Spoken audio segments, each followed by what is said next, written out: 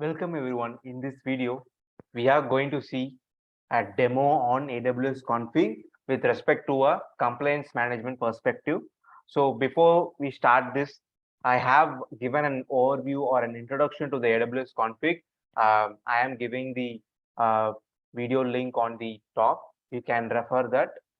Now we'll see a quick recap of AWS Config. So AWS Config is a service that enables us to assess, audit, and evaluate the configuration of our AWS resources. So AWS Config will continuously monitors and records our AWS resource configuration and also allows us to automate the evaluation of recorded configurations against desired configuration.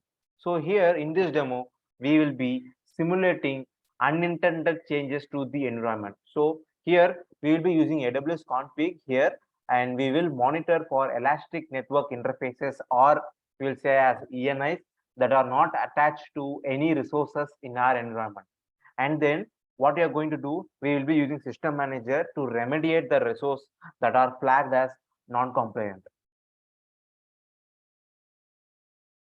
So how we can achieve it? By using AWS Config Rules. So AWS Config Rules will allow to evaluate the provisioning and configuring AWS resources. So these rules can be provisioned independently or packaged together with compliance remediation actions inside a pack. So that is called as a conformance pack that can be deployed in a single account or at the organization level. The resource configurations or configuration changes that deviate from your rules, right, that will automatically trigger an Amazon SNS notification and also Amazon CloudWatch event, so that we will get alerted on a continuous basis. So in order to start you are using config, we must first enable config recording, and you need to enable a delivery channel. So once we enable the config and we deploy the rule into the environment, we can easily know how this is been getting action. Now we will start the demo. So before that, I have already logged into my Amazon EC2 console. So as I said, our demo will be an elastic network interface. So I am going to create 3 elastic network interface under a EC2.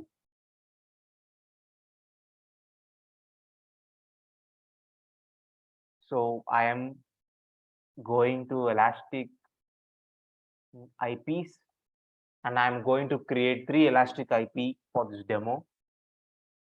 Click on allocate IP address, and the region I'm just giving as US is to 1. So Amazon pool of IPv4 address. I'm giving all the settings as default. I'm giving allocate. So and one elastic IP address has been allocated successfully, but I am not going to attach this elastic IP address to any of the resources.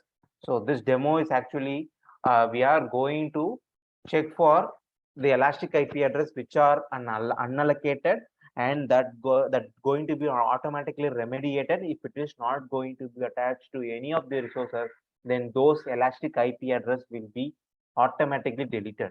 So that is the main goal for this particular demo. So I'm going to create another elastic IP address. Second one has also been created. Now I'm going to create another elastic IP address. Okay. Now we have created 3 elastic IP addresses. Now you can see it here. Post creating 3 elastic IP address, now we will go to the AWS config console.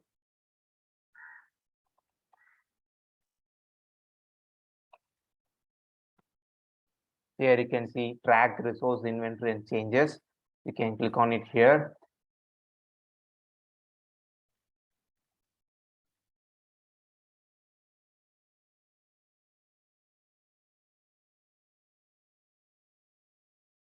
So as I have configured previously to check on this particular demo.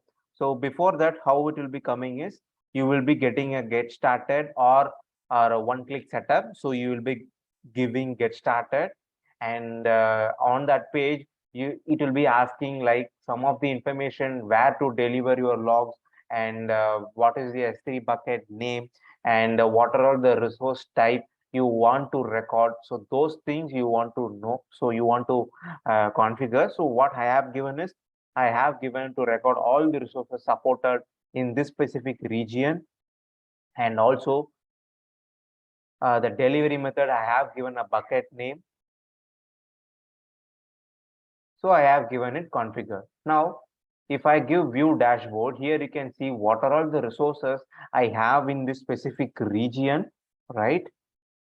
Here you can see security groups, S3 bucket, KMS, subnet. So these are all the things which I have in my uh, in this specific region. Okay. Now we will create a managed AWS config rule. So to do that, I need to go to here rules.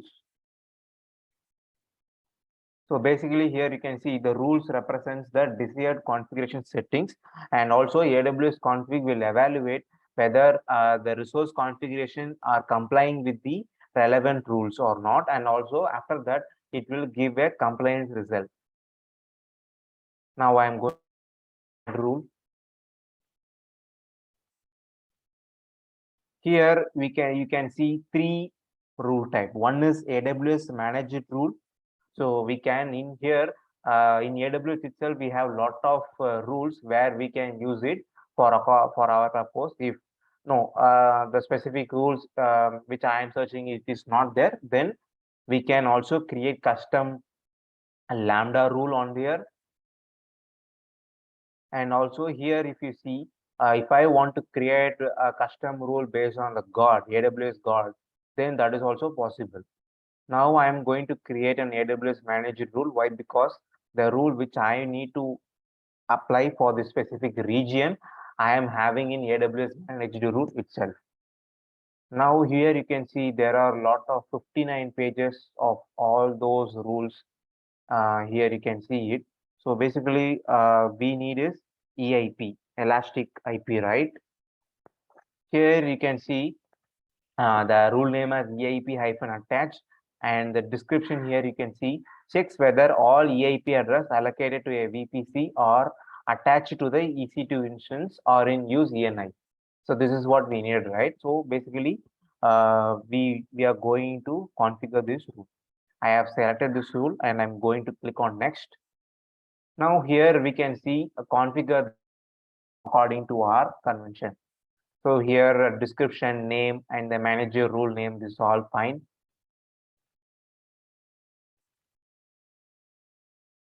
And also here you can see uh, the scope of changes, right?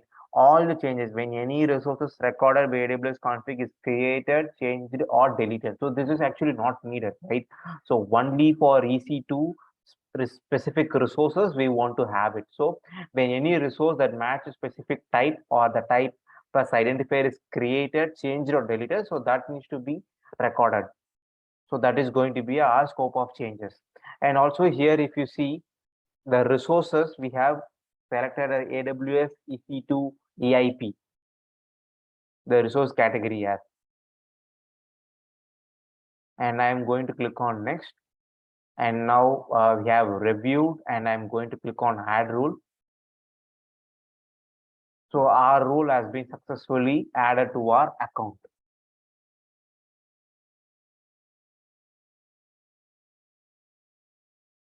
If I go to my dashboard, so this is the AWS config dashboard. Here you can see the compliance status of our account, like 0 non-compliant, 1 non-compliant resource, 0 compliant rule, 0 compliant resources. And here you can see post creating our AWS managed rule. Here you can see as 1 non-compliant resources, and also the rule which we have created is showing as 1 non-compliant resource. When I click on it there, here you can see 3 non-compliant resources. Those 3 non-compliant resources will be an elastic IP address, right? Now it is coming exactly the same. When I click on this EIP attached rule, it will list down all the 3 EIP which we have created recently, and those are all coming as non-compliant. Why? Because these elastic EIP are not attached to any of the EC2.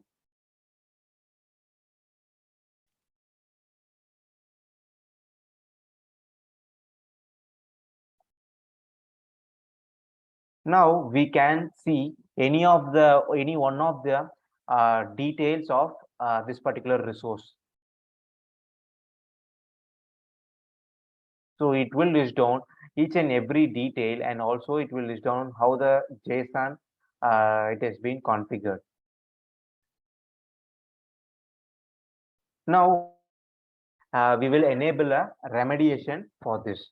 So that will be an automatic remediation, not a manual remediation. Okay. Now we will go to rules, and we will select the specific rule which we want to do an automatic remediation. To do that, I need to select the specific rule, and I need to go to on actions, and here you can see manage remediation, reevaluate. If I do reevaluate, it will again check for all the resources in my account, and then it will list down the complaint status. I am going to click on manage remediation, and here you can see automatic as well as manual remediation. Manual remediation, we can directly go into EC2 console and we can delete those elastic IP address, but we don't want to do that. Why? Because if it is going to be one or two, then we can do manual. But if it is going to be an enterprise customer, like they have like thousands of resources that needs to be validated, then automatic remediation will be a good solution. So I am giving automatic remediation.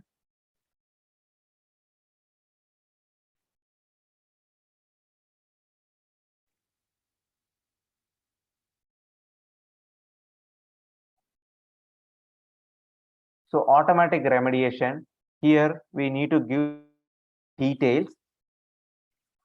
Here, when the resources and scope become non-compliant, or otherwise, first we will see how to do manual remediation. I am just clicking on manual remediation, and in the remediation action details. So this is and all coming in from AWS System Manager. I will show you from where it is coming post configuring this remediation action.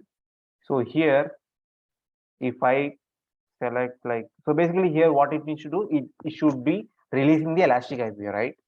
So I am just searching in for AWS hyphen release. So this is the remediation action. I have selected AWS hyphen release elastic IP.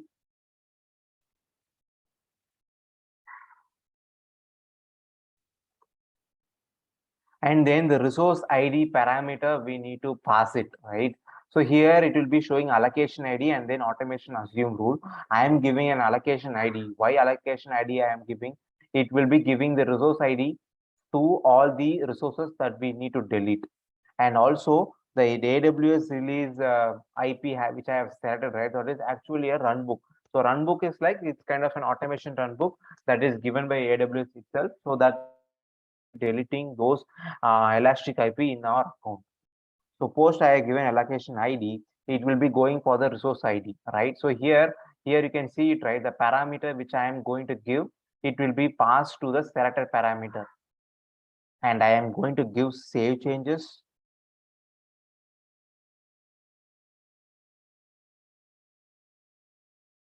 Post giving save changes, now what I need to do, it need to remediate, right? So I need to just click on this particular thing, and I'm going to do remediate. So post giving remediate, okay, you'll see what is going to be happening.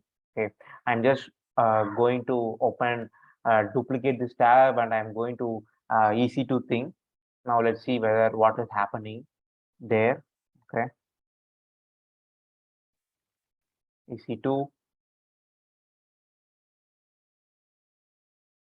and I'm going to elastic IP. So here we can see 3 of them are there, and I have selected 06408. So this is this one. Okay. Now I'm just clicking on it here, and I'm going to So here you can see the action executed successfully. Okay. Now I'm going to here, I am going to do refresh. Now you can see that specific IP address has been deleted. And we can follow, we can repeat the same process for the other two IP as well. And after that, if you see, we will be no longer, we will be having those IP addresses, and also the non-compliant resources will also be no longer exist. And the EIP which are not in use, we should delete. Why? Because in order to save the cost, and then thereby we will have some cost savings involved. So as I said, how this particular thing is automatically getting deleted, we need to have some code, right, or some AWS Lambda function. So to see that, we need to go to AWS System Manager. So from there only all these actions are happening. So I'm going to AWS System Manager.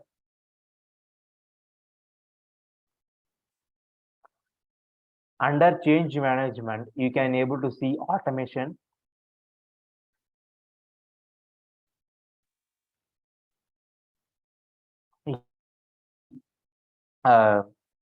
The 3 IP, right, which we have, sorry, the first one, that is the automation run book, which has been run and it got successfully completed, right?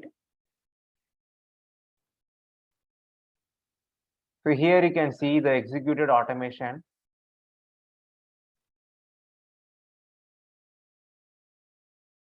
So this is the AWS managed run book. Here you can see what is performing, and these are all the Lambda functions that will be performing.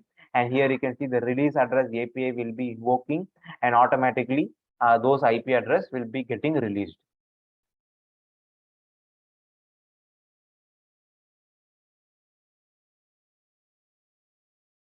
Now we will do the remaining things as well.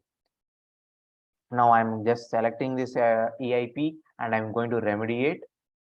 So once I give remediate, the status will be coming in here. And I'm also going to do the third one as well. I'm going to do remediate. Action executed successfully. Now, if you go to automations, 3 jobs will be ran. Here you can see all the things has been successful. And also if I go to EC2 Elastic IP address, there will be will be there. If I go to Elastic IP, it is 0. So all of them got deleted. And also if I go to rules, and if I see here, all the compliant resources will be it will be become 0. It will take some time to remediate. Why? Because before it was in 3, right? Now if I wait for some time, it will become remediated. So in this video, we have created a 3 non-attached elastic IP address, and we have enabled AWS config. Post that, we have deployed a rule to monitor the unattached EIP, and we have remediated our non-compliant resources with System Manager automation runbooks. So thanks for watching the video. And also, if you want to know more, if you want more demo on AWS config, and also if you want to know more about AWS config, kindly give a thumbs up, or kindly give a like in the video, and also give a topic that needs to be discussed in the comment section. Thanks again for watching the video.